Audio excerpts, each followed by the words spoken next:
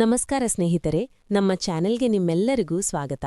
ಕಚೇರಿಯಲ್ಲಿ ಕೆಲಸ ಮಾಡುತ್ತಿದ್ದಾಗ ಹಠಾತ್ತನೆ ನೇಹಾಳಿಗೆ ಆದಿತ್ಯನ ಫೋನ್ ಬಂತು. ಅವನು ಭಾರವಾದ ದನಿಯಲ್ಲಿ ಹೇಳಿದ, ನಾನೀಗ ಆನಂದಧಾಮಕ್ಕೆ ಹೋಗುತ್ತಿದ್ದೇನೆ. ಇದನ್ನು ಕೇಳಿದ ನೇಹಾಳ ಎದೆ ದವಗುಟ್ಟಿತು. ಆನಂದಧಾಮ ಎಂದರೆ ನಗರದ ಮೂಲೆಯಲ್ಲಿರುವ ಆ ವೃದ್ಧಾಶ್ರಮ. ಅಲ್ಲಿ ಆಸರೆಯಿಲ್ಲದ ಅಸಹಾಯಕ ವೃದ್ಧರಿಗೆ ಆಶ್ರಯ ಸಿಗುತ್ತದೆ. ಅಲ್ಲಿ ದಿನನಿತ್ಯದ ಸೌಲಭ್ಯಗಳನ್ನೇನೋ ನೀಡಲಾಗುತ್ತದೆ, ಆದರೆ ಬದಲಿಗೆ ದೊಡ್ಡ ಮೊತ್ತದ ಹಣವನ್ನು ವಸೂಲಿ ಮಾಡಲಾಗುತ್ತದೆ. ಯಾವುದೇ ಮುನ್ಸೂಚನೆ ಇಲ್ಲದೆ ಆದಿತ್ಯ ಯಾಕೆ ಅಲ್ಲಿಗೆ ಹೋಗುತ್ತಿದ್ದಾನೆ? ಖಂಡಿತ ಏನೋ ಗಂಭೀರವಾದ ವಿಷಯವಿರಬೇಕು ಎಂದು ಯೋಚಿಸಿ ನೇಹಾ ಕಾರಿನಲ್ಲಿ ಆದಿತ್ಯನ ಕಚೇರಿಗೆ ತಲುಪಿದಳು. ಅವಳು ಕೇಳಿದಳು, ಏನಾಯಿತು? ಎಲ್ಲವೂ ಕ್ಷೇಮವೇ? ಆದಿತ್ಯ ಉತ್ತರಿಸಿದ, ನೇಹಾ, ಸಾವಿತ್ರೀದೇವಿಯವರು ಕಳೆದ 1 ವರ್ಷದಿಂದ ಆನಂದಧಾಮದಲ್ಲಿ ವಾಸಿಸುತ್ತಿದ್ದಾರೆ. ಆಶ್ರಮದ ಮಹಂತಜಿಯವರಿಂದ ಫೋನ್ ಬಂದಿತ್ತು. ಸ್ನಾನದ ಮನೆಯಲ್ಲಿ ಕಾಲು ಜಾರಿ ಬಿದ್ದಿದ್ದಾರಂತೆ. ಆದಿತ್ಯನ ಧ್ವನಿಯಲ್ಲಿದ್ದ ನಡುಕವನ್ನು ಕಂಡು ನೇಹಾಳಿಗೆ ಅರ್ಥವಾಯಿತು. ತಾಯಿಯ ಅಗಲಿಕೆಯಿಂದ ಮನಸ್ಸಿನಲ್ಲಿ ಅಡಗಿ ಕುಳಿತಿದ್ದ ಭಾವನೆಗಳು ಮತ್ತೆ ಜಾಗೃತವಾಗಿವೆ ಎಂದು. ನಾವು ಹೋಗೋಣ ಆದಿತ್ಯ, ಎಲ್ಲವೂ ಸರಿಯಾಗುತ್ತದೆ. ತಾಯಿಯನ್ನು ಯಾರಾದರೂ ತಜ್ಞ ವೈದ್ಯರಿಗೆ ತೋರಿಸುವುದು ಒಳ್ಳೆಯದು ಎಂದಳು ನೇಹಾ. ಬ್ಯಾಂಕಿನಿಂದ ಹಣ ತೆಗೆದುಕೊಂಡು ಹೋಗೋಣ ನೇಹಾ, ಯಾವಾಗ ಎಷ್ಟು ಹಣದ ಅವಶ್ಯಕತೆ ಬೀಳುತ್ತದೋ ಗೊತ್ತಿಲ್ಲ. ಈ ವಿಷಯ ಕೇಳಿದಾಗಿನಿಂದ ನಾನು ಎಷ್ಟು ಪರೇಶಾನಿಯಾಗಿದ್ದೇನೆಂದರೆ ಹಣದ ಬಗ್ಗೆ ನೆನಪೇ ಬರಲಿಲ್ಲ. ಖಾಸಗಿ ಆಸ್ಪತ್ರೆಯಲ್ಲಿ ಹಣ ಬೇಕೇ ಬೇಕು ಎಂದ ಆದಿತ್ಯ. ಸ್ವಲ್ಪ ಸಮಯದಲ್ಲೇ ನೇಹಾ ಹಣ ತಂದಳು. ಕಾರ್ ಸ್ಟಾರ್ಟ್ ಮಾಡಿ ಪತ್ನಿಯ ಪಕ್ಕದಲ್ಲಿ ಕುಳಿತಿದ್ದ ಆದಿತ್ಯನ ಕಣ್ಣ ಮುಂದೆ 1 ವರ್ಷದ ಹಿಂದಿನ ಆ ದೃಶ್ಯಗಳು ಮರುಕಳಿಸಿದವು. ಮೈದುನರ ಮತ್ತು ನೇಹಾಳ ಕುಟಿಲ ದೃಷ್ಟಿಯಿಂದ ಸಾವಿತ್ರೀದೇವಿಯವರು ಎಷ್ಟು ಅವಮಾನಕ್ಕೀಡಾಗಿದ್ದರೆಂದರೆ ಅವರು ಮೌನವಾಗಿ ತಮ್ಮ ಸಾಮಾನು ಕಟ್ಟಿಕೊಂಡು ಮನೆ ಬಿಟ್ಟು ಹೋಗಿದ್ದರು. ಆದಿತ್ಯ, ನನ್ನ ಜೀವನ ಇನ್ನು ಎಷ್ಟು ದಿನ ಉಳಿದಿದೆ? ನನಗೋಸ್ಕರ ನೀನು ನಿನ್ನ ಸಂಸಾರದಲ್ಲಿ ಬಿರುಕು ಮೂಡಿಸಿಕೊಳ್ಳಬೇಡ ಎಂದು ಅಂದು ಸಾವಿತ್ರೀದೇವಿ ಹೇಳಿದ್ದರು. ಆದರೆ ನೇಹಾಳ ಮನಸ್ಸಿನಲ್ಲಿ ಬೇರೆಯದೇ ಆಲೋಚನೆಯಿತ್ತು. ಸಾವಿತ್ರೀದೇವಿ ಯಾವಾಗ ಮನೆ ಬಿಡುತ್ತಾರೆ ಮತ್ತು ಯಾವಾಗ ಅದೆಲ್ಲವೂ ತನ್ನ ಪಾಲಾಗುತ್ತದೆ ಎಂದು ಅವಳು ಕಾಯುತ್ತಿದ್ದಳು. ಆದಿತ್ಯನೂ ತಾಯಿಯ ಮೇಲೆ ಪುತ್ರವ್ಯಾಮೋಹ ತೋರಿಸಿ ಅವರನ್ನು ತಡೆದುಬಿಡುತ್ತಾನೋ ಎಂಬ ಭಯ ಅವಳಿಗಿತ್ತು. ಮರುದಿನವೇ ಆದಿತ್ಯನು ನೇಹಾ ಯಾರೊಂದಿಗೋ ಫೋನ್ನಲ್ಲಿ ಮಾತನಾಡುತ್ತಿರುವುದನ್ನು ಕೇಳಿಸಿಕೊಂಡಿದ್ದ. ಅವಳು ಹೇಳುತ್ತಿದ್ದಳು, ಇಡೀ ಜೀವನದಲ್ಲಿ ಇನ್ನು ಅವಳು ಹತ್ತಿರ ಸುಳಿಯದಂತೆ ವ್ಯವಸ್ಥೆ ಮಾಡಿದ್ದೇನೆ. ಆದಿತ್ಯ ಅವಳ ಶ್ರಾದ್ದವನ್ನೂ ಮಾಡುವುದಿಲ್ಲ ಎಂದು ಅಂದು ಪತ್ನಿಯ ಆ ಮಾತುಗಳು ಆದಿತ್ಯನನ್ನು ಒಳಗಿನಿಂದ ಅಲುಗಾಡಿಸಿದ್ದವು. ಆದರೆ ಕಣ್ಣೆದುರಿನ ಪರದೆ ಸರಿದಾಗ ಅವನು ತಾಯಿಯನ್ನು ಹೋಗಲು ಬಿಡಬಾರದೆಂದು ನಿರ್ಧರಿಸಿದ್ದ. ಅವನು ಅತ್ತನು, ಬೇಡಿಕೊಂಡನು, ಕೈಕಾಲು ಹಿಡಿದನು. ಆದರೆ ಸ್ವಾಭಿಮಾನಿಯಾದ ಸಾವಿತ್ರೀದೇವಿ ನಿಲ್ಲಲಿಲ್ಲ. ಅವರು ಹೋದ ಮೇಲೆ ಅವರ ದಿಂಬಿನ ಕೆಳಗೆ ಒಂದು ಪತ್ರ ಸಿಕ್ಕಿತ್ತು. ಅದರಲ್ಲಿ ಬರೆಯಲಾಗಿತ್ತು, ಮನುಷ್ಯನು ತನ್ನನ್ನು ತಾನು ಕುಟುಂಬದ ಮಾಲೆಯೊಳಗೆ ಯಾಕೆ ಪೋಣಿಸಿಕೊಳ್ಳುತ್ತಾನೆ? ಏಕೆಂದರೆ ಕುಟುಂಬದ ಪ್ರತಿಯೊಬ್ಬ ಸದಸ್ಯನೂ ಪರಸ್ಪರ ಸುಖದುಃಖದ ಸಂಗಾತಿಯಾಗಲಿ ಎಂದು. ಆದರೆ ಸಮಯ ಮತ್ತು ಸಂಬಂಧಗಳ ಎಳೆತದಿಂದ ಕುಟುಂಬದ ದಾರ ತುಂಡಾಗತೊಡಗಿದಾಗ ಒಂಟಿ ಮುತ್ತಿನಂತೆ ಇಟ್ಟ ಅತ್ತ ಅಲೆಯುವ ಬದಲು ಅಲ್ಲಿಂದ ದೂರ ಸರಿಯುವುದೇ ಲೇಸು. ನಾನು ಯಾವಾಗಲೂ ಹೋಗುತ್ತಿಲ್ಲ, ಸ್ವಲ್ಪ ಸಮಯಕ್ಕಾಗಿ ಹೋಗುತ್ತಿದ್ದೇನೆ. ಈ ಸಮಯ ಕೆಲವು ದಿನಗಳು, ಕೆಲವು ತಿಂಗಳುಗಳು ಅಥವಾ ಕೆಲವು ವರ್ಷಗಳೂ ಆಗಬಹುದು. ಹೃದಯದ ತಂತಿಗಳು ಒಂದಕ್ಕೊಂದು ಬೆಸೆದಿರುತ್ತವೆ. ಯಾರಾದರೂ ನೆನಪಿಸಿಕೊಂಡಾಗ ಆ ತಂತಿಗರು ಮಿಡಿಯುತ್ತವೆ. ಆ ಮಿಡಿತ ನನಗೆ ಯಾವಾಗ ಭಾಸವಾಗುತ್ತದೋ ಅಂದು ನಾನು ಖಂಡಿತ ಮರಳುತ್ತೇನೆ. ಹೊರಗೆ ಜೋರಾಗಿ ಮಳೆ ಸುರಿಯುತ್ತಿತ್ತು. ಕಾರ್ ಕಿಟಕಿಯ ಗಾಜಿನಿಂದ ಹೊರಗೆ ನೋಡಲು ಪ್ರಯತ್ನಿಸುತ್ತಿದ್ದ ಆದಿತ್ಯನಿಗೆ ಪ್ರತಿಯೊಂದು ಹನಿಯೂ ತನ್ನ ತಾಯಿಯ ಮುಖವನ್ನೇ ನೆನಪಿಸುತ್ತಿತ್ತು. ಆ ಸುಕ್ಕುಗಟ್ಟಿದ ಮುಖದಲ್ಲಿ ಎಷ್ಟೊಂದು ವಾತ್ಸಲ್ಯವಿತ್ತು. ತನ್ನನ್ನು 9 ತಿಂಗಳು ಗರ್ಭದಲ್ಲಿಟ್ಟು ತನ್ನ ರಕ್ತಮಾಂಸದಿಂದ ಬೆಳೆಸಿ ಹಗಲಿರುಳು ತನ್ನ ಓದು, ಆರೋಗ್ಯ ಮತ್ತು ಸುಖಕ್ಕಾಡಿ ಜಗತ್ತನ್ನೇ ಮರೆತ ತಾಯಿ ಅವಳು.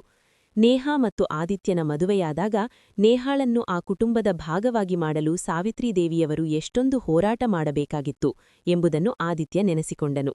ಲಕ್ಷಾಂತರ ರೂಪಾಯಿ ವರದಕ್ಷಿಣೆಯ ಪ್ರಸ್ತಾಪದೊಂದಿಗೆ ಅನೇಕ ಶ್ರೀಮಂತ ಕುಟುಂಬಗಳಿಂದ ಆದಿತ್ಯನಿಗೆ ಸಂಬಂಧಗಳು ಬಂದಿದ್ದವು. ಆದರೆ ಸಾವಿತ್ರೀದೇವಿ ಮಗನ ಇಷ್ಟಕ್ಕೆ ಮೊದಲ ಆದ್ಯತೆ ನೀಡಿದರು. ಬಡಮನೆಯ ಹುಡುಗಿ ಹೆಚ್ಚು ಸಂವೇದನಾಶೀಲಳಾಗಿರುತ್ತಾಳೆ, ಮನೆಯ ವಾತಾವರಣವನ್ನು ಸುಖಮಯವಾಗಿಡುತ್ತಾಳೆ, ಒಳ್ಳೆಯ ಹೆಂಡತಿ ಮತ್ತು ಸೊಸೆ ಎನಿಸಿಕೊಳ್ಳುತ್ತಾಳೆ ಎಂದು ಅವರು ಯಾವಾಗಲೂ ಹೇಳುತ್ತಿದ್ದರು. ಅಕ್ಕಪಕ್ಕದವರ ಅನುಭವಗಳು ಮತ್ತು ಕಥೆಗಳನ್ನು ಕೇಳಿದ್ದ ಆದಿತ್ಯನಿಗೆ ಸೊಸೆ ಬಂದ ಕೂಡಲೇ ಮನೆಯ ವಾತಾವರಣ ಬದಲಾಗುತ್ತದೆ ಎಂಬ ಅರಿವಿತ್ತು. ಆದಿತ್ಯನ ಮನಸ್ಸಿನಲ್ಲಿದ್ದ ಯಾವುದೋ ಒಂದು ಅನಾಮಧೇಯ ಆತಂಕವನ್ನು ಸಾವಿತ್ರೀದೇವಿ ಅರ್ಥಮಾಡಿಕೊಂಡಿದ್ದರು.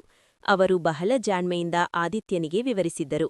ಮಗನೇ, ಜನರು ಯಾವಾಗಲೂ ಸೊಸೆಯಂದಿರನ್ನೇ ದೂಷಿಸುತ್ತಾರೆ, ಆದರೆ ನನ್ನ ದೃಷ್ಟಿಯಲ್ಲಿ ಅದು ಸರಿಯಲ್ಲ. ಮನೆಯಲ್ಲಿ ಯಾವುದಾದರೂ ಹೊಸ ವಸ್ತು ಬಂದಾಗ ಹಳೆಯದನ್ನು ತೆಗೆಯಲೇಬೇಕು. ಹಳೆಯ ಎಲೆ ಉದುರಿದಾಗಲೇ ಮರದಲ್ಲಿ ಹೊಸ ಚಿಗುರು ಮೂಡಲು ಸಾಧ್ಯ. ಸಾವಿತ್ರಿದೇವಿ ನೇಹಾಳನ್ನು ಪ್ರೀತಿ ಮತ್ತು ಅಕ್ಕರೆಯಿಂದ ಅಪ್ಪಿಕೊಂಡರು. ನೇಹಾ ಕೂಡ ಅವರನ್ನು ಅಷ್ಟೇ ಗೌರವ ಮತ್ತು ಕರ್ತವ್ಯನಿಷ್ಠೆಯಿಂದ ಕಂಡಳು. ಸಾವಿತ್ರಿದೇವಿಯ ಆತ್ಮವೇ ಸೊಸೆಯಲ್ಲಿ ಅಡಗಿತ್ತು. ಅವಳು ನಗುನಗುತ್ತಾ ಇರುವುದನ್ನು ಕಂಡು ಅವರ ಮನಸ್ಸು ಮಧುರ ಭಾವದಿಂದ ತುಂಬಿಬರುತ್ತಿತ್ತು. ಯಾರಾದರೂ ನೇಹಾಳ ಕಮ್ಮಿಗಳನ್ನು ಎಣಿಸಿದರೆ ಅವರು ಅವಳ ಪರವಾಗಿ ನಿಲ್ಲುತ್ತಿದ್ದರು. ಅರೆ, ನನ್ನ ಸೊಸೆಗೆ ಏನೂ ಬರುವುದಿಲ್ಲ, ಅವಳು ಜವಾಬ್ದಾರಿಗಳ ಹೊರೆಯಡಿಯಲ್ಲಿ ಎಲ್ಲವನ್ನೂ ಕಲಿಯುತ್ತಿದ್ದಾಳೆ ಎನ್ನುತ್ತಿದ್ದರು. ವರ್ಷ ಕಳೆಯುವಷ್ಟರಲ್ಲಿ ಆದಿತ್ಯ ಅವಳಿ ಮಕ್ಕಳ ತಂದೆಯಾದನು. ಸಾವಿತ್ರಿದೇವಿಯ ಮುಖದಲ್ಲಿ ಅಪಾರ ತೃಪ್ತಿ ಎದ್ದು ಕಾಣುತ್ತಿತ್ತು.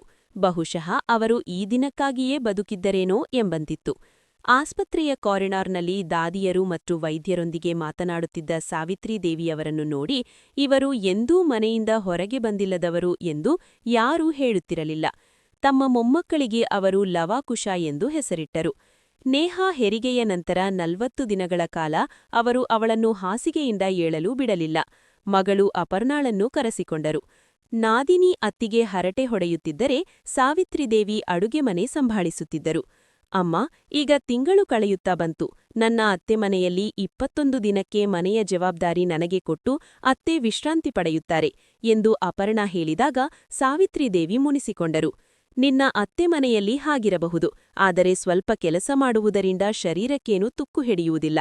ಜಂಟಿ ಕುಟುಂಬ ಎಂದರೆ ಕಷ್ಟದ ಸಮಯದಲ್ಲಿ ಒಬ್ಬರಿಗೊಬ್ಬರು ಸಹಾಯ ಮಾಡುವುದು. ಈಗ ನೇಹಾಳ ಶರೀರ ಇನ್ನೂ ಸುಧಾರಿಸಿಲ್ಲ, ಸ್ವಲ್ಪ ಹೆಚ್ಚು ಕಮ್ಮಿಯಾದರೂ ಜೀವನಪೂರ್ತಿ ಕಷ್ಟಪಡಬೇಕಾಗುತ್ತದೆ ಎಂದರು. 1.5 ತಿಂಗಳು ಕಳೆಯಿತು. ಅಪರ್ಣಾ ತನ್ನ ಅತ್ತೆ ಮನೆಗೆ ಮರಳುವ ಸಮಯ ಬಂತು. ಸಾವಿತ್ರಿದೇವಿ ಮತ್ತು ಬಾಬೂಜಿ ಯಾವಾಗಲೂ ಮಗಳಿಗೆ ಒಳ್ಳೆಯ ಉಡುಗೊರೆಗಳನ್ನು ನೀಡುತ್ತಿದ್ದರು. ಅಪರ್ಣಾ ಹಠ ಹಿಡಿದಳು. ಅಮ್ಮ, ನಾನು 2 ದಿನದಲ್ಲಿ ಹೋಗುತ್ತೇನೆ. ಒಂದು ಸಲ ನನ್ನ ಜೊತೆ ಮಾರುಕಟ್ಟೆಗೆ ಬಾ. ಆದಿತ್ಯ ಕಚೇರಿಗೆ ಹೊರಡುವಾಗ ಹೇಳಿದ. ನೀವಿಬ್ಬರೂ ಜೊತೆಯಾಗಿ ಹೋಗಿ, ನಿಮಗೆ ಬೇಕಾದುದನ್ನು ಕೊಳ್ಳಿ. ಹಣ ಬಾಬೂಜಿ ನೀಡುತ್ತಾರೆ. ಆದರೆ ಸಾವಿತ್ರಿದೇವಿ ನಿರಾಕರಿಸಿದರು. ಇನ್ನೊಮ್ಮೆ ಹೋಗೋಣ ಮಗಳೇ, ಈಗ ನಿನ್ನ ಪ್ರಯಾಣದ ತಯಾರಿಯನ್ನೂ ಮಾಡಬೇಕಲ್ಲ ಎಂದರು. ಅಪ್ಪ ಅಮ್ಮ ಸೊಸೆಯನ್ನು ಎಷ್ಟು ಪ್ರೀತಿಯಿಂದ ನೋಡಿಕೊಳ್ಳುತ್ತಿದ್ದಾರೆಂಬುದು ಅಪರ್ಣಾಳಿಗೆ ಅರ್ಥವಾಯಿತು. ಬಾಬೂಜಿಯವರ ನಿಧನದ ನಂತರ ಬಹಳಷ್ಟು ಬದಲಾಯಿತು. ಆ 13 ದಿನಗಳಲ್ಲಿ ಸಾವಿತ್ರಿದೇವಿ ತುಂಬಾ ಸುಸ್ತಾದಂತೆ ಕಾಣುತ್ತಿದ್ದರು. ನೇಹಾ ಮತ್ತು ಆದಿತ್ಯ ಅವರ ಬಗ್ಗೆ ಬಹಳ ಕಾಳಜಿ ವಹಿಸುತ್ತಿದ್ದರು. ಆದರೆ ಬರುವವರೆಲ್ಲರೂ ಸಾವಿತ್ರಿದೇವಿಗೆ ಎಚ್ಚರಿಕೆ ನೀಡುತ್ತಿದ್ದರು. ಪತಿ ಹೋದ ನಂತರ ಪತ್ನಿಯ ಸರ್ವಸ್ವವೂ ಹೋದಂತೆ. ಎಂತಹ ನಕಾರಾತ್ಮಕ ಆಲೋಚನೆಗಳಿಂದ ಮನೆಯ ಸುಂದರ ವಾತಾವರಣ ಕೆಡಬಾರದೆಂದು ಸಾವಿತ್ರಿದೇವಿ 4 ದಿನಗಳಲ್ಲಿ ಕಾರ್ಯಗಳನ್ನೆಲ್ಲ ಮುಗಿಸಿದರು. ಜನರು ಸಾವಿತ್ರಿ ತುಂಬಾ ಮಾಡರ್ನ್ ಆಗಿದ್ದಾಳೆ ಎಂದು ಟೀಕಿಸಿದರು. ಆದರೆ ಜನರು ಹೋದ ನಂತರ ದಿನಚರಿ ಹಳೆಯ ಹಳ್ಳಿಗೆ ಮರಳಿತು. ಸಾವಿತ್ರಿದೇವಿ ಯಾವಾಗಲೂ ಮನೆಯ ಪರಿಸರವನ್ನು ಸಂತೋಷ ಹಾಕಿಡಲು ಪ್ರಯತ್ನಿಸುತ್ತಿದ್ದರು.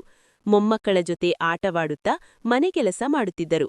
ಆದರೆ ರಾತ್ರಿ 9 ಗಂಟೆಯ ನಂತರ ಅವರು ಎಚ್ಚರಿರಲು ಸಾಧ್ಯವಾಗುತ್ತಿರಲಿಲ್ಲ.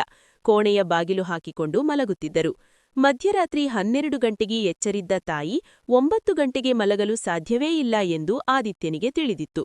ಒಂದು ರಾತ್ರಿ 12 ಗಂಟೆಗೆ ಬಾಗಿಲಿನ ಸಂದಿನಿಂದ ಬೆಳಕು ಕಾಣಿಸಿದಾಗ ಆದಿತ್ಯ ಒಳಗೆ ಹೋದನು. ಸಾವಿತ್ರಿದೇವಿ ಲ್ಯಾಂಪಿನ ಬೆಳಕಿನಲ್ಲಿ ಸ್ವಾಮಿ ವಿವೇಕಾನಂದರ ಪುಸ್ತಕ ಓದುತ್ತಾ ಕಣ್ಣೀರು ಹಾಕುತ್ತಿದ್ದರು. ಆದಿತ್ಯ ಮೆಲ್ಲನೆ ಪುಸ್ತಕ ತೆಗೆದು ಪಕ್ಕದ ಸ್ಟೂಲ್ನ ಮೇಲಿಟ್ಟು ಅವರ ಪಕ್ಕ ಕುಳಿತನು. ಅವರು ಎದ್ದು ಕುಳಿತು, ನೀನು ಮಲಗಲಿವೇ ಎಂದು ಕೇಳಿದರು. ಆದಿತ್ಯ ಉತ್ತರಿಸಿದ, ನೀವು ಮಲಗದಿದ್ದರೆ ನಾನು ಹೇಗೆ ಮಲಗಲಿ? ಹೀಗೆ ಮಾಡುತ್ತಿದ್ದರೆ ನಿಮಗೆ ಕಾಯಿಲೆ ಬರುತ್ತದೆ ಅಮ್ಮ ಎಂದನು. ಆದಿತ್ಯ ಚಿಂತಿತ ದನಿಯಲ್ಲಿ ಹೇಳಿದಾಗ ಸಾವಿತ್ರಿದೇವಿ ಉತ್ತರಿಸಿದರು, ನನ್ನ ಜೀವನದ ಗುರಿಯಾದ್ರೂ ಇನ್ನೇನು ಉಳಿದಿದೆ ಮಗನೇ? ನಿನ್ನ ತಂದೆ ನನಗೆ ಎಲ್ಲವನ್ನೂ ನೀಡಿದ್ದಾರೆ. ಹಣ, ಐಶ್ವರ್ಯ, ಗೌರವ, ಬದುಕಿನ ಬಗ್ಗೆ ನನಗೆ ಯಾವುದೇ ದೂರಿಲ್ಲ. 2 ಮಕ್ಕಳ ಮದುವೆಯಾಯಿತು. ನೀವು ನಿಮ್ಮ ಸಂಸಾರದಲ್ಲಿ ಸುಖವಾಗಿದ್ದೀರಿ. ಮೊಮ್ಮಕ್ಕಳ ಮುಖ ನೋಡಿದೆ. ಈಗ ನಿನ್ನ ತಂದೆ ಇಲ್ಲದೆ ಪ್ರತಿದಿನವೂ ನನಗೆ ಭಾರವೆನಿಸುತ್ತಿದೆ. ಆದಿತ್ಯ ಮೊದಲ ಬಾರಿಗೆ ಸಾವಿತ್ರಿದೇವಿಯವರು ಇಷ್ಟು ದೌರ್ಬಲರಾಗಿರುವುದನ್ನು ನೋಡುತ್ತಿದ್ದನು. ಬೆಳಗ್ಗೆ ಸಂಜೆ ನಿಮ್ಮ ಮುಖ ನೋಡದಿದ್ದರೆ ನನಗೆ ಸಮಾಧಾನವಿರುತ್ತದೆಯಮ್ಮ. ನೀವಿಲ್ಲದೆ ನಾನು ಹೇಗೆ ಬದುಕಬಲ್ಲೆ ಎಂದು ಎಂದಾದರೂ ಯೋಚಿಸಿದ್ದೀರಾ ಎಂದು ಕೇಳಿದನು. ಆದಿತ್ಯನ ನಡುಗುವ ತುಟಿಗಳ ಮೇಲೆ ಸಾವಿತ್ರಿದೇವಿ ಕೈಯಿಟ್ಟರು.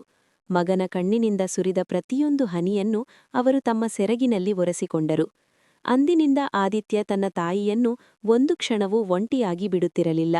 ಅಮ್ಮನಿಗೆ ಒಂಟಿತನ ಕಾಡಬಾರದೆಂದು ಲವಕುಶ ಕೂಡ ಅಜ್ಜಿಯ ಪಕ್ಕದಲ್ಲೇ ಮಲಗತೊಡಗಿದರು. ಸಾವಿತ್ರಿ ದೇವಿಯವರೇ ಅವರನ್ನು ಸಾಕಿ ಬೆಳೆಸಿದ್ದರಲ್ಲವೇ? ಈಗ ಅವರು ಮಕ್ಕಳನ್ನು ಸ್ಕೂಲ್ ಬಸ್ ಹತ್ತಿಸಲು ಮತ್ತು ಕರೆತರಲು ಹೋಗತೊಡಗಿದರು. ಮನೆಗೆ ಬಂದ ನಂತರ ಅವರ ಹೋಂವರ್ಕ್ ಕೂಡ ಅವರೇ ಮಾಡಿಸುತ್ತಿದ್ದರು. ಆದಿತ್ಯ ಪ್ರತಿಯೊಂದು ಕೆಲಸವನ್ನು ಸಾವಿತ್ರಿ ದೇವಿಯವರನ್ನು ಕೇಳಿಯೇ ಮಾಡುತ್ತಿದ್ದ. ಬೆಳಗ್ಗೆ ಸಂಜೆ ಯಾವ ತರಕಾರಿ ಅಡುಗೆ ಮಾಡಬೇಕು ಎಂಬುದನ್ನು ಅವರನ್ನೇ ಕೇಳಲಾಗುತ್ತಿತ್ತು. ಸಂಜೆ ಹೊತ್ತಿಗೆ ಅಪರ್ಣಾ ಕೂಡ ತನ್ನ ಪತಿಯೊಂದಿಗೆ ಬರುತ್ತಿದ್ದಳು. ಇದರಿಂದ ಮನೆಯ ವಾತಾವರಣವೇನೂ ಬದಲಾಯಿತು. ಆದರೆ ನೇಹಾಳಿಗೆ ತನ್ನ ಹಕ್ಕುಗಳನ್ನು ಯಾರೋ ಕಿತ್ತುಕೊಂಡಂತೆ ಭಾಸವಾಯಿತು. ಪತಿಯು ಸಾವಿತ್ರಿ ದೇವಿಯವರ ಜೊತೆ ಅತಿಯಾಗಿ ಬೆರೆತಿರುವುದು ಅವಳಿಗೆ ಇಷ್ಟವಾಗಲಿಲ್ಲ. ಅದೆಂತಹ ಮಾತೃಭಕ್ತಿ ನಿಮ್ಮದು, ಸದಾ ತಾಯಿಯ ಆರಾಧನೆ ಮಾಡುತ್ತಾ ಇರುತ್ತೀರಲ್ಲ ಎಂದು ಆದಿತ್ಯನಿಗೆ ಚುಚ್ಚುಮಾತು ಆಡುತ್ತಿದ್ದಳು. ಆದಿತ್ಯ ಹೇಳುತ್ತಿದ್ದ, ನೇಹಾ, ಇದು ಕೆಲವು ದಿನಗಳ ಮಾತು ಅಷ್ಟೇ. ಸಮಯವೇ ಎಲ್ಲದಕ್ಕೂ ಮದ್ದು. ಬಾಬೂಜಿ ಹೋದ ನಂತರ ಅಮ್ಮ ಹೇಗೆ ಬದುಕುತ್ತಿರಬಹುದು ಎಂದು ಸ್ವಲ್ಪ ಯೋಚಿಸು. ನೇಹಾ ಸಿಟ್ಟಿನಿಂದ, ಅಪ್ಪನ ಸಾವನ್ನು ನಾನೂ ಕಂಡಿದ್ದೇನೆ. 2-4 ದಿನ ಸಾಮಾಜಿಕವಾಗಿ ದುಃಖ ಆಚರಿಸಿ ನಾನು ನನ್ನ ಸಂಸಾರಕ್ಕೆ ಮರಳಿದೆ. ಆದರೆ ಇಲ್ಲಿ 6 ತಿಂಗಳಿಂದ ಶೋಕಾಚರಣೆ ನಡೆಯುತ್ತಿದೆ. ಅದರ ಮೇಲೆ ಅಪರ್ಣಾ ಅಕ್ಕನ ಕಾಟ ಬೇರೆ ಎಂದಳು. ಆದಿತ್ಯ ನೇಹಾಳ ಮಾತನ್ನು ತಡೆದನು. ಆದರೆ ಹೊಸ್ತಿಲಲ್ಲಿ ನಿಂತಿದ್ದ ಅಪರ್ಣಾ ಇದೆಲ್ಲವನ್ನೂ ಕೇಳಿಸಿಕೊಂಡಿದ್ದಳು. ಅವಳಿಗೆ ತುಂಬಾ ಕೋಪ ಬಂದಿತು. ಆದರೆ ನೇಹಾಳಿಗೆ ನೇರವಾಗಿ ಏನೂ ಹೇಳದೆ ಸಾವಿತ್ರಿ ದೇವಿಯವರ ಮುಂದೆ ತನ್ನ ಆಕ್ರೋಶ ಹೊರಹಾಕಿದಳು. ನನಗೆ 3 ನಾದಿನಿಯರಿದ್ದಾರೆ. ವಾರಕ್ಕೊಬ್ಬರಂತೆ ಬಂದು ನನ್ನ ಅತ್ತೆಯ ಜೊತೆ ಹರಟೆ ಹೊಡೆಯುತ್ತಿರುತ್ತಾರೆ. ನಾನು ಒಬ್ಬಳೇ ಅಡುಗೆ ಮನೆಯಲ್ಲಿ ಸೆಯ್ಯಬೇಕು. ಇಲ್ಲಿ ಎಲ್ಲವೂ ಸಿದ್ಧವಾಗಿ ಸಿಕ್ಕಿದಲೂ ಸೊಸೆಗೆ ಸಮಾಧಾನವಿಲ್ಲ. ಅಷ್ಟರಲ್ಲಿ ಸಾವಿತ್ರಿ ದೇವಿ ಮಗಳ ಮಾತನ್ನು ತಡೆದು ಸೊಸೆಯ ಪರವಾಗಿ ಮಾತನಾಡಿದರು. ಆದರೆ ಮಗಳು ಹೋದ ನಂತರ ಅವರು ಆಳವಾಗಿ ಯೋಚಿಸಿದರು.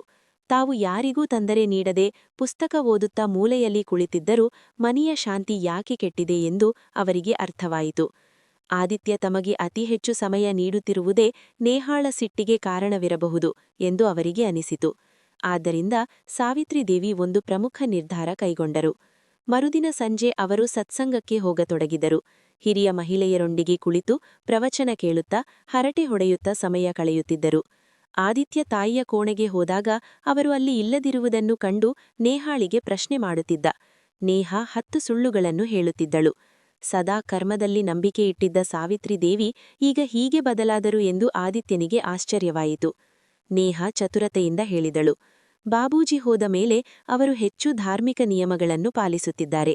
ಬಹುಶಃ ಸಮಾಜಕ್ಕೆ ಹೆದರಿ ತಮ್ಮ ವೈಧವ್ಯದ ಬಗ್ಗೆ ಹೆಚ್ಚು ಜಾಗರೂಕತೆ ವಹಿಸುತ್ತಿದ್ದಾರೆ. ಒಂದು ಸಂಜೆ ಸಾವಿತ್ರಿದೇವಿ ಮನೆಗೆ ಮರಳಿದಾಗ ಮನೆ ಕುರುಕ್ಷೇತ್ರದ ಮೈದಾನವಾಗಿತ್ತು. ನೇಹಾ ಜೋರಾಗಿ ಚಿರುಚುತ್ತಿದ್ದಳು. ಆದಿತ್ಯ ಸಮಾಧಾನಪಡಿಸಲು ಪ್ರಯತ್ನಿಸುತ್ತಿದ್ದ. ಅಕ್ಕಿ ಬೇಳೆಗೆ ಹಣವಿಲ್ಲ, ಇನ್ನು ಹಣ್ಣು ಹಾಲು ಎಲ್ಲಿಂದ ತರಲಿ ಎಂಬ ಮಾತು ಸಾವಿತ್ರಿದೇವಿಯ ಕಿವಿಗೆ ಬಂದಿತು. ರಾತ್ರಿ ನೇಹಾ ಸಾವಿತ್ರಿದೇವಿಯವರ ಕೋಣೆಗೆ ಹಣ್ಣು ಹಾಲು ಇಡಲು ಬಂದಾಗ ಅವರು ಅವಳನ್ನು ಕುಳ್ಳಿಸಿಕೊಂಡು ಕೇಳಿದರು. ನೇಹಾ, ನೀನು MA B.Ed ಮಾಡಿದ್ದೀಯಾ ಅಲ್ವಾ? ಮದುವೆಗೂ ಮುನ್ನ ಸ್ಕೂಲ್ನಲ್ಲಿ ಪಾಠ ಮಾಡುತ್ತಿದ್ದೆ. ಈಗ ಯಾಕೆ ಮತ್ತೆ ಕೆಲಸಕ್ಕೆ ಹೋಗಬಾರದು? ನೇಹಾ ಸಿಡಿಮಿಡಿಗೊಳ್ಳುತ್ತಾ ಹೇಳಿದಳು. ಆಗ ಸಂಸಾರದ ಜವಾಬ್ದಾರಿ ಇರಲಿಲ್ಲ. ಈಗ ಲವಕುಶರನ್ನು ಯಾರು ನೋಡಿಕೊಳ್ಳುತ್ತಾರೆ? ಸಾವಿತ್ರಿದೇವಿ ದೃಢವಾಗಿ ಹೇಳಿದರು. ನಾನು ನೋಡಿಕೊಳ್ಳುತ್ತೇನೆ. ಮನೆಗೆ 4 ಕಾಸು ಬಂದರೆ ಸಂಸಾರ ಸುಗಮವಾಗಿ ಸಾಗುತ್ತದೆ. ಅಷ್ಟರಲ್ಲಿ ಆದಿತ್ಯ ಮತ್ತು ಅಪರ್ಣಾ ಕೋಣೆಯೊಳಗೆ ಬಂದರು. ನೇಹಾ ಚಹಾ ತಯಾರಿಸಲು ಅಡುಗೆ ಮನೆಗೆ ಹೋದಾಗ ಆದಿತ್ಯ ಬ್ರೀಫ್ಕೇಸ್ ಬಿಚ್ಚಿ ಬಾಬೂಜಿಯವರ ಹಣದ ಲೆಕ್ಕಪತ್ರಗಳನ್ನು ತಾಯಿಯ ಮುಂದೆ ಇಟ್ಟನು. PF, ಇನ್ಶೂರೆನ್ಸ್ ಎಲ್ಲ ಸೇರಿ 10 ಲಕ್ಷ ರೂಪಾಯಿ ಬಂದಿದೆ. ಪ್ರತಿ ತಿಂಗಳು ನಿಮಗೆ ಪಿಂಚಣಿ ಕೂಡ ಬರುತ್ತದೆ. ಅದನ್ನು ಕೇಳಿ ಸಾವಿತ್ರಿದೇವಿ ಹೇಳಿದರು, ಅರೇ ಮಗನೇ, ಇಷ್ಟೊಂದು ಹಣವನ್ನು ನಾನೇನು ಮಾಡಲಿ? ಸಾವಿತ್ರಿದೇವಿ ಸ್ತಬ್ಧರಾದರು. ಅವರು ಕಲಿಸಿದ ಸಂಸ್ಕಾರವೆಲ್ಲ ನೀರುಪಾಲಾದಂತೆ ಭಾಸವಾಯಿತು. ಆದಿತ್ಯ ಕಣ್ಣೀರು ತುಂಬಿದ ದೃಷ್ಟಿಯಿಂದ ಅಪರ್ಣಾಳನ್ನು ನೋಡಿದನು. ಈ ಮನೆಯಲ್ಲಿ ಇದೆಲ್ಲ ಯಾಕೆ ನಡೆಯುತ್ತಿದೆ ಎಂದು ಕೇಳುತ್ತಿರುವಂತೆ ಸಾವಿತ್ರಿದೇವಿ ಎಲ್ಲವನ್ನೂ ಗಮನಿಸುತ್ತಿದ್ದರು. ಸ್ವಲ್ಪ ಹೊತ್ತು ಪರಸ್ಪರರ ಮೌನವನ್ನು ಓದುವ ಪ್ರಯತ್ನ ನಡೆಯಿತು. ಆದರೆ ಯಾರೂ ಮಾತನಾಡಲಿಲ್ಲ. ಹಠಾತ್ತನೆ ಅಪರ್ಣಾಳ ಧ್ವನಿ ಕೇಳಿಸಿತು. ಇದೆಲ್ಲ ಜಗಳ ನಡೆಯುತ್ತಿರುವುದು ಹಣಕ್ಕಾಗಿ. ಬಾಬೂಜಿ ಇದ್ದಾಗ ಇವರ ಮೇಲೆ ಯಾವುದೇ ಜವಾಬ್ದಾರಿ ಇರಲಿಲ್ಲ. ಈಗ ಹಣ ಖರ್ಚು ಮಾಡಬೇಕಾಗಿ ಬಂದಾಗ ಇವರಿಗೆ ಕಷ್ಟವಾಗುತ್ತಿದೆ. ಸಾವಿತ್ರಿದೇವಿ ದೀರ್ಘವಾಗಿ ನಿಟ್ಟುಸಿರು ಬಿಟ್ಟರು. ನಾನು ನೇಹಾಳಿಗೆ ಯಾವುದಾದರೂ ಕೆಲಸ ಹುಡುಕಿಕೊಡು ಎಂದು ಹೇಳಿದ್ದೇನೆ. ನನ್ನ ಪೆನ್ಷನ್ ಹಣವನ್ನು ಆದಿತ್ಯನಿಗೆ ಕೊಡುತ್ತೇನೆ. ಜೀವನದಲ್ಲಿ ಇಂತಹ ಅನೇಕ ಬಿರುಗಾಳಿಗಳು ಬರುತ್ತವೆ. ಅವು ಸುಮ್ಮನೆ ಹಾದು ಹೋಗುತ್ತವೆ ಎಂದರು. ಮಕ್ಕಳು ಅಜ್ಜಿಯನ್ನು ಪ್ರೀತಿಸುತ್ತಿದ್ದರು. ನೆರೆಹೊರೆಯವರು ಅವರ ಸಲಹೆ ಪಡೆಯುತ್ತಿದ್ದರು. ಆದಿತ್ಯ ಮತ್ತು ಅಪರ್ಣಾ ಅಮ್ಮನಿಗೆ ನೀಡುತ್ತಿದ್ದ ಗೌರವ ನೇಹಾಳಿಗೆ ಕಿರಿಕಿರಿ ಉಂಟುಮಾಡುತ್ತಿತ್ತು. ಸಾವಿತ್ರಿದೇವಿ ತಟ್ಟೆಯಲ್ಲಿ ಪ್ರೀತಿಯನ್ನು ತುಂಬಿ ಸೊಸೆಗೆ ಬಡಿಸಿದರೂ ನೇಹಾಳ ವರ್ತನೆ ಮಾತ್ರ ದಿನದಿಂದ ದಿನಕ್ಕೆ ಕೆಡುತ್ತಲೇ ಹೋಯಿತು. ಅತ್ತೆಯ ಪ್ರತಿಯೊಂದು ಕೆಲಸದಲ್ಲಿ ತಪ್ಪು ಹುಡುಕುವುದು, ಸಣ್ಣ ವಿಷಯಕ್ಕೆ ಮುನಿಸಿಕೊಳ್ಳುವುದು ಅವಳ ದಿನಚರಿಯಾಯಿತು. 1 ವರ್ಷದ ನಂತರ ಬಾಬೂಜಿಯವರ ಶ್ರಾದ್ದದ ದಿನ ಅಪರ್ಣಾ ಬಂದಿದ್ದಳು. ಅಂದು ಅವಳು ಸಾವಿತ್ರಿದೇವಿಯವರನ್ನು ಗಮನಿಸಿದಾಗ ಅವರು ಜವಾಬ್ದಾರಿಗಳ ಹೊರೆಯಿಂದ ಬಹಳ ವಯಸ್ಸಾದಂತೆ ಕಂಡರು. ಒತ್ತಡದಿಂದಾಗಿ ಅವರ ಮೊಣಕಾಲು ನೋವು ಕೂಡ ಹೆಚ್ಚಾಗಿತ್ತು. ಬ್ರಾಹ್ಮಣ ಭೋಜನ ಮುಗಿದ ಮೇಲೆ ಸಾವಿತ್ರಿದೇವಿ ಆದಿತ್ಯ, ಅಪರ್ಣಾ ಮತ್ತು ನೇಹಾಳನ್ನು ಹತ್ತಿರ ಕರೆದು ಕುಳ್ಳಿರಿಸಿಕೊಂಡರು. ಕಾಲಿಗೆ ಎಣ್ಣೆ ಹಚ್ಚುತ್ತಾ ಮೆಲ್ಲನೆ ಹೇಳಿದರು, ನೆನಪಿದೆಯೇ ಆದಿತ್ಯ? ಮನೆಯಲ್ಲಿ ಹೊಸ ವಸ್ತುವಿಗೆ ಜಾಗ ಸಿಗಬೇಕಾದರೆ ಹಳೆಯದನ್ನು ಅಲ್ಲಿಂದ ಸರಿಸಬೇಕು ಎಂದು ಒಮ್ಮೆ ಹೇಳಿದ್ದೆ. ಅದೇ ರೀತಿ ಕುಟುಂಬದವರು ಹಳೆಯ ವಸ್ತುವನ್ನು ಕಸವೆಂದು ಭಾವಿಸಿದಾಗ ಆ ವಸ್ತುವನ್ನು ಯಾವುದಾದರೂ ಸುರಕ್ಷಿತ ಜಾಗಕ್ಕೆ ತಲುಪಿಸುವುದೇ ಲೇಸು. ಅಂದಾಗ ಮಾತ್ರ ಆ ವಸ್ತು ಯಾರಿಗಾದರೂ ಉಪಯೋಗಕ್ಕೆ ಬರಬಹುದು. ಬದುಕಿನಲ್ಲಿ ಹೊಂದಾಣಿಕೆ ಮಾಡಿಕೊಳ್ಳುವವರೇ ಸಾರ್ಥಕ ಜೀವನ ನಡೆಸುತ್ತಾರೆ. ಆದರೆ ಹೊಂದಾಣಿಕೆ ಮಾಡಿಕೊಳ್ಳುತ್ತಾ ಒಳಗಿನಿಂದ ಮುರಿದು ಹೋಗುವವರು ಹೇಡಿಗಳೆನಿಸಿಕೊಳ್ಳುತ್ತಾರೆ. ನಾನು ಹೇಡಿಯಲ್ಲ. ಮಕ್ಕಳಿಗೆ ತಾಯಿಯ ಮನಸ್ಸಿನ ಮಾತು ಅರ್ಥವಾಯಿತೋ ಇಲ್ಲವೋ ತಿಳಿಯುವುದು. ಆದರೆ ಮರುದಿನ ಸಾವಿತ್ರಿದೇವಿ ಮನೆಯಲ್ಲಿರಲಿಲ್ಲ. ದಿಂಬಿನ ಕೆಳಗೆ ಒಂದು ನೀಲಿ ಲಕೋಟೆ ಮಾತ್ರ ಸಿಕ್ಕಿತ್ತು. ಯೋಚನೆಗಳಲ್ಲಿ ಮುಳುಗಿದ್ದ ಆದಿತ್ಯ ಈಗ ಆಶ್ರಮದ ತುಕ್ಕು ಹಿಡಿದ ಬೃಹತ್ ಗೇಟಿನ ಮುಂದೆ ಬಂದು ನಿಂತಿದ್ದನು. ಆ ರಸ್ತೆ ಬಿಕೋ ಎನ್ನುತ್ತಿತ್ತು. ಆದರೆ ಇಲ್ಲಿಗೆ ಬಂದ ಮೇಲೆ ಸಾವಿತ್ರಿದೇವಿ ಇಲ್ಲಿ ಸಂಪೂರ್ಣ ಸುರಕ್ಷಿತವಾಗಿದ್ದಾರೆ ಎಂದು ಅವನಿಗೆ ಅನಿಸತೊಡಗಿತು. ಅವನ ಆತಂಕಗಳೆಲ್ಲ ಮಾಯವಾದವು. ಒಳಗೆ ಹೋದಾಗ ಸಾವಿತ್ರಿದೇವಿ ಒಬ್ಬ ಪುಟ್ಟ ಮಗುವಿಗೆ ಅಕ್ಷರಮಾಲೆ ಕಲಿಸುತ್ತಿದ್ದರು. ಆದಿತ್ಯನನ್ನು ಕಂಡೊಡನೆ ಅವರ ಕಣ್ಣು ತುಂಬಿ ಬಂದವು. ಯಾವಾಗ ಬಂದೆ ಎಂದು ಕೇಳುತ್ತಾ ಕಣ್ಣೀರು ಮರೆಮಾಡಲು ಪ್ರಯತ್ನಿಸಿದರು. ನೇಹಾ ಎಲ್ಲಿದ್ದಾಳೆ? ಲವಕುಶ ಹೇಗಿದ್ದಾರೆ? ಓದುತ್ತಿದ್ದಾರಾ? ಎಂದು ಸಾಲು ಸಾಲು ಪ್ರಶ್ನೆ ಕೇಳಿದರು. ಆದಿತ್ಯ ತಾಯಿಯ ಕೈಹಿಡಿದು ಹೇಳಿದ, ಅಮ್ಮ, ಎಲ್ಲವನ್ನೂ ಒಂದೇ ಕ್ಷಣದಲ್ಲಿ ಕೇಳಿಬಿಡುತ್ತೀರಾ? ಅದಕ್ಕೆ ಸಾವಿತ್ರಿದೇವಿ ಮಗನಿಗೆ ತಿಳಿ ಹೇಳಿದರು, ಮಗನೇ, ಸೊಸೆ ಕೆಲಸಕ್ಕೆ ಹೋಗುವುದನ್ನು ನೀನು ತಡೆಯಬೇಡ. ಮಕ್ಕಳು ದೊಡ್ಡವರಾದ ಮೇಲೆ ಹೆಣ್ಣಿಗೆ ತನ್ನ ಬದುಕು ನಿರರ್ಥಕ ಎನಿಸತೊಡಗುತ್ತದೆ. ಗಂಡ ಮತ್ತು ಮಕ್ಕಳು ತಮ್ಮ ಜೀವನದಲ್ಲಿ ಯಶಸ್ವಿಯಾಗಲು ಅವಳು ತನ್ನನ್ನೇ ಅರ್ಪಿಸಿಕೊಳ್ಳುತ್ತಾಳೆ. ಕೊನೆಗೆ ಅವಳು ಮೂಲೆಗುಂಪಾಗುತ್ತಾಳೆ. ಅವಳ ಒಳಗಿನ ಆ ನೋವು ನಿನಗೆ ತಿಳಿಯದು. ನಂತರ ಸಾವಿತ್ರಿದೇವಿ ಅಲ್ಮರದಿಂದ ಉಂಡೆ, ಲಾಡುಗಳ ಡಬ್ಬಗಳನ್ನು ತೆಗೆಯತೊಡಗಿದರು. ಇವನ್ನೆಲ್ಲ ನಿಮಗೆ ಯಾರು ತಂದುಕೊಡುತ್ತಾರೆ ಎಂದು ಆದಿತ್ಯ ಕೇಳಿದಾಗ ಅವರು ನಗುತ್ತಾ ಹೇಳಿದರು, ಚೌಕಿದಾರನಿಗೆ 5 ರೂಪಾಯಿ ಕೊಟ್ಟು ತರಿಸಿಕೊಳ್ಳುತ್ತೇನೆ. ಇಲ್ಲಿಯೂ ಲವಕುಶರಂತೆಯೇ ಅನೇಕ ಮಕ್ಕಳಿದ್ದಾರೆ. ಅವರು ಬಂದು ಏನಾದರೂ ಕೇಳುತ್ತಾರೆ. ಅವರು ತಿಂದರೆ ನನ್ನ ಹೊಟ್ಟೆ ತುಂಬಿದಂತೆ ಭಾಸವಾಗುತ್ತದೆ. ಆದಿತ್ಯ ಆಶ್ಚರ್ಯಚಕಿತನಾದನು. ಪ್ರೀತಿ ಮತ್ತು ಮಮತೆಗೆ ಗಡಿಗಳಿಲ್ಲ ಎಂಬುದು ಅವನಿಗೆ ಅರ್ಥವಾಯಿತು. ಸಾವಿತ್ರಿದೇವಿ ಡಬ್ಬಿಯಿಂದ ತಿಂಡಿ ತೆಗೆಯುತ್ತಿದ್ದಾಗ ಹಠಾತ್ತನೆ ನೇಹಾಳ ದನಿ ಕೇಳಿಸಿತು, ಅಮ್ಮ, ನನಗೆ ಏನೂ ಬೇಡ, ಕೇವಲ ನಿಮ್ಮ ಮಡಿಲಲ್ಲಿ ತಲೆಯಿಟ್ಟು ಮಲಗಲು ಬಿಡಿ. ಸಾವಿತ್ರಿದೇವಿ ದಿಗ್ಭ್ರಮೆಗೊಂಡು ನೋಡಿದರು. ನೀವು ಯಾವಾಗ ಬಂದೆ ನೇಹಾ? ಎಂದರು. ನೇಹಾ ಕಣ್ಣೀರು ಹಾಕುತ್ತಾ ಹೇಳಿದಳು, ಆದಿತ್ಯನ ಜೊತೆಯಲ್ಲೇ ಬಂದಿದ್ದೇನೆ ಅಮ್ಮ. ನೀವು ಹೋದ ಮೇಲೆ ನಾವು ಎಷ್ಟು ಒಂಟಿಯಾದೆವು ಎಂದು ನಿಮಗೆ ಗೊತ್ತೇ? ಅಹಂಕಾರದ ಬೆಂಕಿಯಲ್ಲಿ ಸುಟ್ಟು ಬೂದಿಯಾಗಿದ್ದ ನನಗೆ ಅಜ್ಜಿಯಜ್ಜರ ಕಥೆಗಳಲ್ಲಿ ಸಿಗುವ ಸುಖ ವಿಡಿಯೋ ಕ್ಯಾಸೆಟ್ಗಳಲ್ಲಿ ಸಿಗವಿಲ್ಲ ಎಂಬುದು ಈಗ ತಿಳಿಯಿತು. ಆದಿತ್ಯ ನಿಮ್ಮ ಫೋಟೋ ಮುಂದೆ ಘಂಟೆಗಟ್ಟಲೆ ಕುಳಿತು ಅಳುತ್ತಿದ್ದರು. ಅಮ್ಮ, ನನ್ನ ಕೆಟ್ಟ ನಡವಳಿಕೆಯಿಂದ ನೀವು ಮನೆ ಬಿಡಬೇಕಾಯಿತು. ನನ್ನನ್ನು ಕ್ಷಮಿಸಿ. ನಿಮ್ಮ ಪ್ರೀತಿಯ ಸೆರಗು ನಮಗೆ ಮತ್ತೆ ಆಸರೆಯಾಗಲಿ. ತಾಯಿಯ ಪ್ರೀತಿಯು ಮನಸ್ಸನ್ನು ಬೆಳಗುವ ಒಂದು ಅದ್ಭುತ ಶಕ್ತಿಯಿದ್ದಂತೆ. ಸಾವಿತ್ರಿದೇವಿ ಮೌನವಾಗಿದ್ರು. ಅವರು ಮೊದಲಿನಿಂದಲೂ ಆಳವಾಗಿ ಆಲೋಚಿಸಿದ ನಂತರವೇ ನಿರ್ಧಾರ ತೆಗೆದುಕೊಳ್ಳುವ ಗುಣದವರು. ಆದಿತ್ಯ ಒಳಗೊಳಗೆ ಚಡಪಡಿಸುತ್ತಿರುವುದನ್ನು ಅವರು ಗಮನಿಸುತ್ತಿದ್ದರು. ನೇಹಾ ಕಣ್ಣೀರು ಹಾಕುತ್ತಾ ಹೇಳಿದಳು, ನಿಜ ಅಮ್ಮ, ನಾನು ಮಾಡಿದ ವಿರೋಧ ಮತ್ತು ಅವಮಾನ ಇಂದು ನನ್ನನ್ನು ಅಂಥ ಸ್ಥಿತಿಗೆ ತಂದು ನಿಲ್ಲಿಸಿದೆ ಎಂದರೆ ಆತ್ಮಗೌರವದ ಹೆಸರಿನಲ್ಲಿ ಹಣ, ಐಶ್ವರ್ಯ ಮತ್ತು ಆರಾಮದಾಯಕ ಜೀವನವಿದ್ದರೂ ಮನೆ ಮಾತ್ರ ಖಾಲಿಯಾಗಿದೆ. ಜೊತೆಗಿರುವುದು ಕೇವಲ ಒಂಟಿತನ ಮಾತ್ರ. ಇದೆಲ್ಲವನ್ನೂ ನಾನೀಗ ಅರ್ಥಮಾಡಿಕೊಂಡಿದ್ದೇನೆ. ತನ್ನ ಮನಸ್ಸಿನಲ್ಲೇ ತಾನು ಅಪರಾಧಿ ಎಂಬ ಭಾವನೆಯಿಂದ ನೇಹಾ ಅಮ್ಮನ ಮಾತಿನ ಸತ್ಯವನ್ನು ಮೌನವಾಗಿ ಒಪ್ಪಿಕೊಳ್ಳುತ್ತಿದ್ದಳು.